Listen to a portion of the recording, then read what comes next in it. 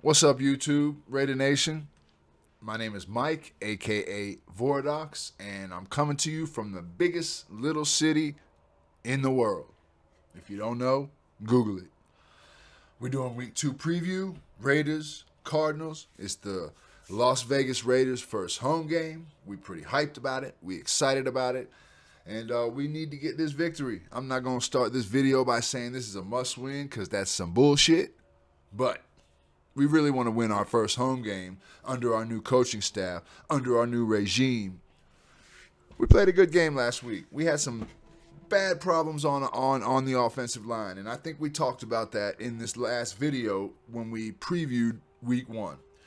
The only issue is that we didn't get as much pressure on their quarterback as they got on ours, and I was hoping that that was going to be a thing, that we were going to trade blows, sack for sack, pressure for pressure, knockdown for knockdown. But they won that fight, and in turn, they won that game. So that's what it is. We're 0-1. We're going to have our first home game against the Cardinals. A little bit of history because we just picked up, how do I always forget this dude's name, man? I look at it, I say it 50 times, and I still forget it. I'm going to look it up, man, because I'm...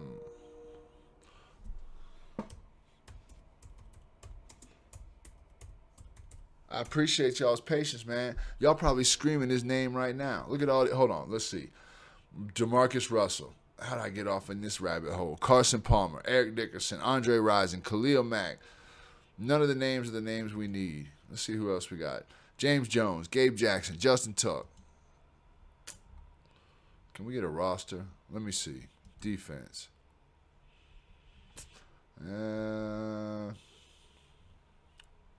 I'm going to be mad. Chandler Jones. God damn it. I appreciate y'all. 6'5", 260, 32 years old, defensive end. Chandler Jones, man. Where's he at? Right there. Bang, bang, bang, bang.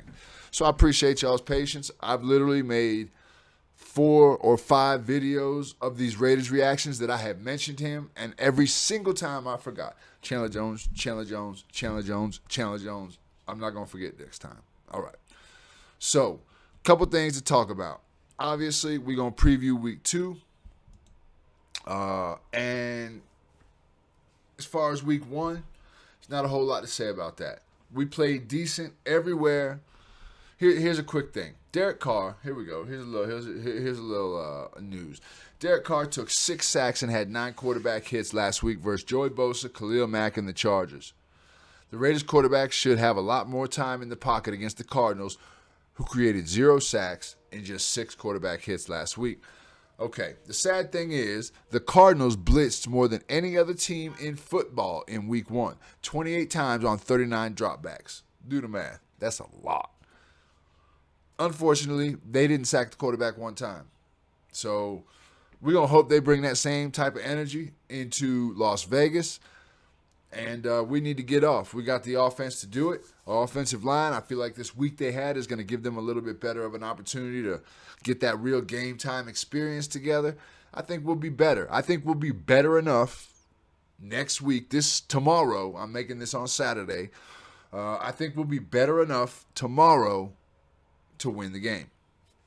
Now, as far as our defense is concerned, we got to get at Kyler Murray. Every opportunity we get. The type of game I was hoping we had against the Chargers is the type of game that we need to have against the Cardinals. It's our first home game. It's important. We are under a new regime, head coach, general manager. We have a lot of different members of our staff on player personnel that we didn't have last year. We've signed a lot of guys. We've let a lot of guys go. And so I'm not going to say this is a brand new team from last year. Last year was a playoff team, and I would like to think that we held enough of the nucleus of that team together, primarily Derek Carr, Josh Jacobs. Defense, I don't know, man. We could go anywhere with the defense. I have not been happy with the Raiders' defense in I don't know how many years. We could probably be talking about decades at this point. Either way, we talk about week 2 of the 2022-2023 season. I'm going to give you my prediction off top. 35-17, Raiders wax that ass. You feel me? All right, let me tell you why I think that. Number 1, we have a better offense all around the board. Much more polished, much more experienced. we got about the same type of offensive line, so we can look for the same type of production. I feel like our production is going to be a little bit better this week. Let me tell you something. Josh McDaniels is a teacher. He is an actual teacher. I have watched some of his, what he does, what he says. Obviously, we can't get deep into practices and behind closed doors, but he will spend more of his time teaching than he will getting you out there banging on the pads. He knows. He knows where the importance is at. I like him. I think he's learned a lot of lessons. He's part of the Patriot way. He went to Denver. He did not have success in Denver. He didn't have the greatest situation there. So I believe that Josh McDaniels is a good coach. I believe the rest of our coaching staff is strong. I believe our team is strong. So I am very hyped about moving forward. Hold on. Let me back up because you might think I'm backpedaling about the Chargers loss. I'm not. If you go back to my first video about preseason predictions, I predicted we were going to lose game 1 against the Chargers. So I'm not surprised. I came back later to revise that and said that I thought we would split with them. So if you wanted to pick week 1 as the win, whatever, maybe hedging my bets in case we did win week 1. But my original prediction was that we was going to get beat. We got beat. 4 points. Let's go. We didn't even cover the spread. The spread was 3 or 3.5. Speaking of the spread, let's go to that right now. So I gave you my prediction. 35-17, Raiders over the Cardinals. First game. So we're going to see how that goes. Let's see what we got here. This Derek Carr, we're going to look at that in a minute. What did I do? Did I miss? I think oh, man. What the fuck? Cardinals versus... Oh, okay, right here. My bad. I just had to scroll up. All right. So you see different websites. I'm going to back up so you can get the... Unibet, I don't even know who that is. PointsBet, I heard of them. FanDuel, BetMGM, heard of all them. But the spread right now, as we speak, as I've gone on to look at, Saturday night, 7:06 Pacific Standard Time, Unibet has the Cardinals as a 5.5-point underdog. That was my dog, if you heard my dog. Underdog. I was talking about underdogs. Gia is the underdog, too. She's a little small pug, Chihuahua. Very small in stature. Definitely an underdog. PointsBet, they have it as a 5-point spread. Raiders are favored. So either way, just plan on giving up 6 if you want to take the Cardinals. I think that's a good bet. I think you can lay a touchdown minus an extra point with the Raiders at home, and I think that we're going to cover that, obviously, if I'm saying 35-17. 51.5 is the over-under. I think the Raiders will definitely be at the point with 35 to where we'll get over on our part. 17, what is that, 35, 45, 52. So even my score right now has the over. So we're going to say over. I hope the Cardinals can score 17 points. And if they can, I'm hoping we can make up in maybe 42-10, whatever. Money line. If y'all don't know about the money line, basically you take the spread, which is the first statistic, out of the equation. But if you want to bet on the money line, you're going to either win more than you bet if you take the underdog, or win less than you bet if you take the favorite. Arizona is plus 200. That's basically 2-1. So if you put up $100 and you take the Arizona Cardinals, you're going to win 200. Vegas is so sure that the Raiders are going to win that they're willing to give you twice your money if you have the heart to lay anything on the Cardinals. So keep that in mind. Vegas is very rarely wrong. Upsets happen. But that is a huge money line. 2-1? 2-1? These are both NFL teams.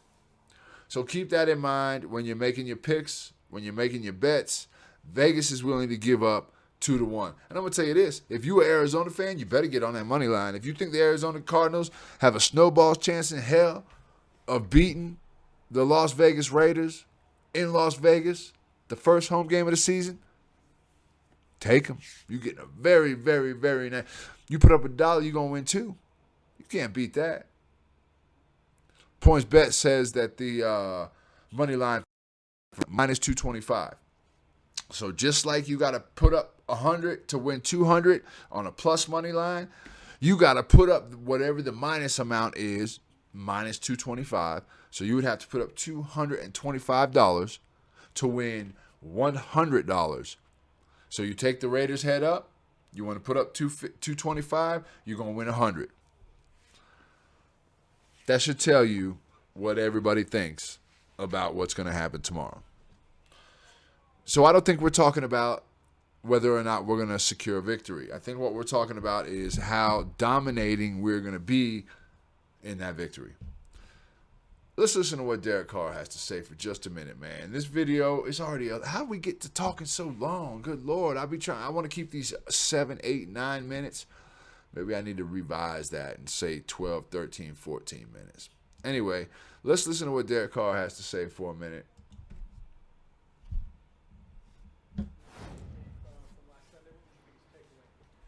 Well, Josh had some things for me and for our team, but I leave all the coaching points to Josh. You know, I don't want to give away what he's telling me and things like that. But we talked about it. We had some stuff to correct, obviously, but we also had some stuff that we could on, and we tried to do that today. Really build on those things and correct those things to have a good practice today, so we could be on to Arizona. What's the balance between flushing it and moving on and kind of learning from it as well? Well, I try and learn from every game. You know, I think one of the big things, as you know, in my career is like no matter what the game was, we always talked about that. You know, those 5 plays. What about those 5? You know, the 5 that keep you up at night. You know, and I learned that from Coach Gruden, and Josh is the same way. We're going to make sure we correct these. You know, and make sure we're on top of these. So that we're better always going. I know there's a lot of Derek Carr haters out there. But, man, if you're not a Raiders fan, you probably won't take the time to do this. I'm assuming that everybody or the majority of people watching this channel are Raiders fans. If you're watching this and you're not a Raiders fan, that means one of two things. I know you, so I appreciate you watching, even though you ain't fucking with the Raiders like that. Or number 2, you really thinking about coming on over to the Raiders, and in that case, come on, welcome. Hit the like, subscribe, notification. You're going to get Raiders news from a different perspective at least once a week. You can't beat it. One thing I'm going to say about Derek Carr is that man has stood up in the paint year after year, regardless of what the scenario was, regardless of the record, the team, the roster, the coaching staff, the changes. Bro, take all of the years up until last year and just look at last year. Derek Carr, starting quarterback, Las Vegas Raiders, one of the most underrated quarterbacks in the NFL. Absolutely the case. I don't care what you say. Is always taking shit. The Raiders, by default, unless you're a Raiders fan, have a pretty shit image. Most people, by default, don't even really like the Raiders, and they don't even know why. Derek Carr, from day one, has stood up in the paint, has had some of the best statistics as a starting quarterback in the NFL over the last 8 seasons. Somebody's alarm's going off in the background. Y'all hear that? Anyway, this man has stood the test of time. He's had very good statistical seasons that have ranked him up there in the top 10 and sometimes top 5 quarterbacks every season. He's dealt with some crazy-ass injuries. The 12-4 season was largely in part because of his play. Of course, he broke whatever he broke. What'd he break? His leg, his back? DC done broke some shit. He broke something that kept him out of that first game. I don't know if you remember. We had Jack Del Rio. I'm not telling y'all nothing you don't know if you're real Raider Nation. If you're not, then here's a quick history lesson. Last time we had a season, other than last year we went to the playoffs, we were 12-4. Jack Del Rio got into the playoffs. The last game of the season, or the second to last game of the season, Derek Carr broke something. His back, his neck, my neck, my whatever. He broke something. Kept him out. We got drugged first game of the playoffs by the Houston Texans. I think we were living in Texas, my family and I at that time. And if I remember, the score was 20-10. Not positive, but I'm pretty sure. Fast forward to last year, to the playoffs again. Some of the best statistics in the NFL for quarterbacks. I love me some Derek Carr. I hate to get off on a Derek Carr tangent, but there's too many people out there that badmouth him that, number one, don't know what the fuck they talking about. And number two, don't know enough about football in general to even make a good assessment of a starting NFL quarterback. It's easy for us to sit back in our little recliners and talk shit, but a lot of people that have those negative opinions of Derek Carr, they either just fucking haters or they don't know what the fuck they're talking about.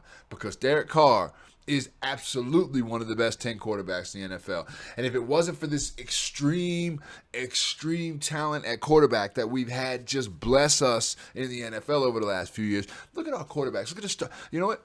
Let's just take the NFC and pretend they don't exist. Let's just look at the AFC's starting quarterbacks. We'll go from coast to coast. We got the AFC East. Josh Allen. Tagovailoa, I don't think he's really all that. Maybe he'll show a little better spark this year. I'm not sure. Okay. I'm not going to count Mac Jones either. Mac Jones is a good talent. The issue as far as how far we can progress him into the stratosphere of good or above average NFL quarterbacks is he's in a system that is made to make him do better, feel better, have more confidence.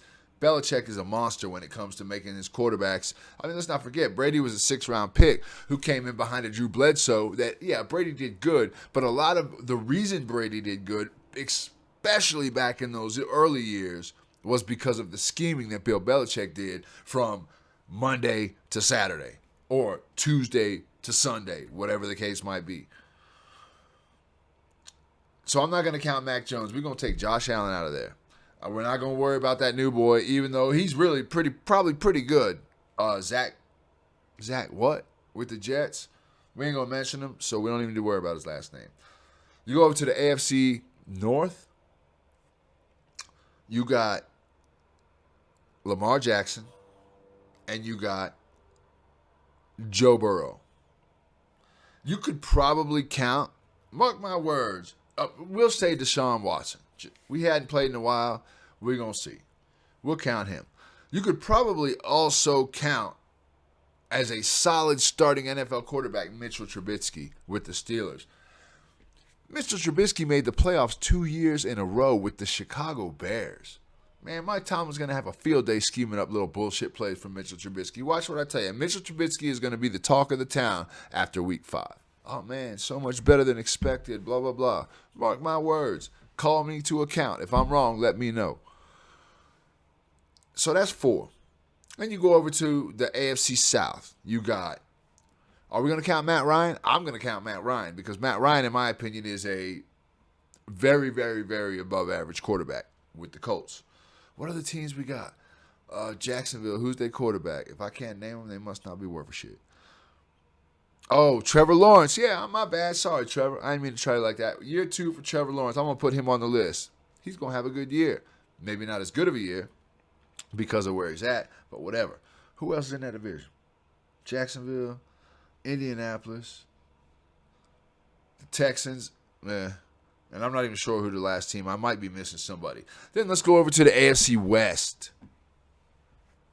Patrick Mahomes, Derek Carr, Russell Wilson, Justin Herbert. That's well over half the AFC with very strong starting quarterbacks. And just to be clear, I didn't put the AFC West quarterbacks in any particular position. I think Patrick Mahomes is probably the best right now. I'm not sure who's number 2. It would be between Derek Carr. I don't know, man. I don't know. Quarterbacks, great in the AFC West. There's probably not a time where there was a better 4 quarterbacks in one division in NFL history. If you can think of it, leave it in the comments. Let me know. I can't think of one. So, We're going to listen to a little bit more of DC, and we're going to get on down the road because this video done got up to almost 20 minutes. And that'll never change, whether we won that game or lost it. That has always been the process that Josh and we're always going to try and get better, and that's always the process I've believed in. And then you go to practice and try and do those things better, not just say, okay, write it in your notebook, but then go out there today and do it.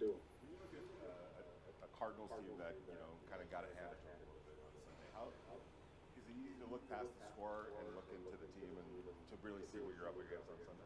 Yeah. I never put too much into stats or into like the ultimate, just the score, right? I want to see the why. I want to see the scheme. I want to see.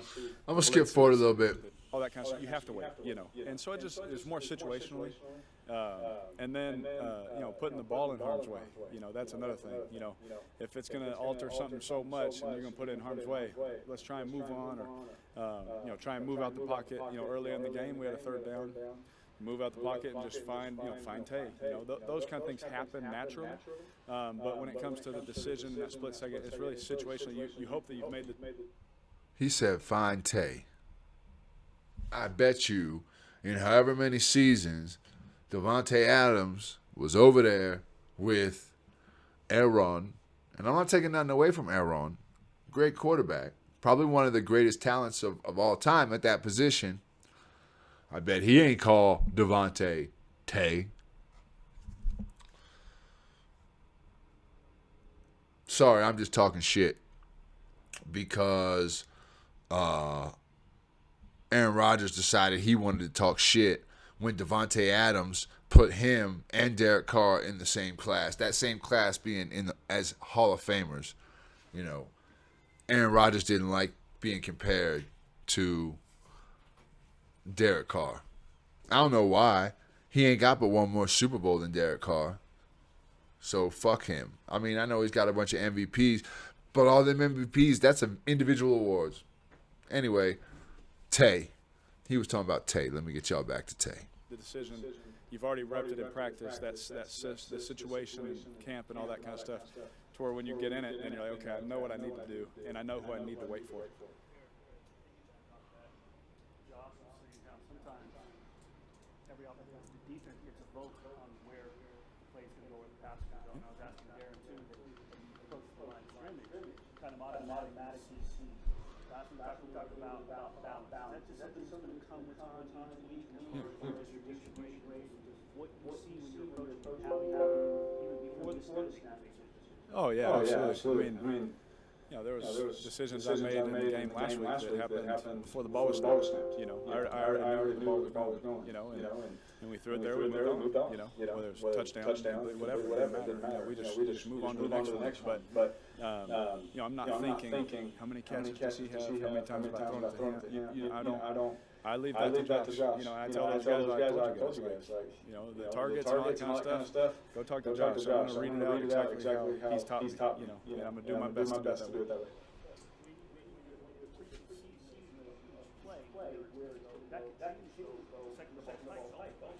Yeah, absolutely.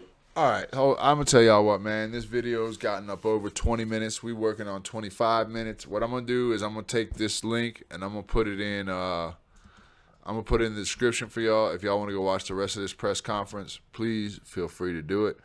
Otherwise, once again, 35-17 Raiders over the Cardinals. Over on the over-under.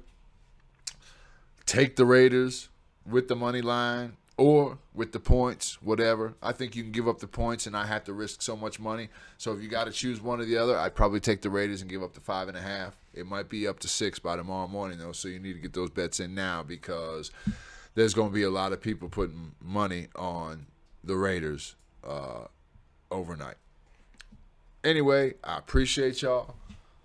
We leaving y'all from the biggest little city in the world. I'm trying to get in the habit of saying that. I think I'm going to make that one of my new everyday, all day, every video things. Biggest little city in the world. Like I say, if you don't know, Google it. Other than that, I appreciate y'all. My youngest daughter wants to say something. I typically don't allow such things in my videos. Bye, guys. But just this once. Bye, guys. We love you. Bye, guys. We love you. That is coming from an awesome awesome 8-year-old. You forgot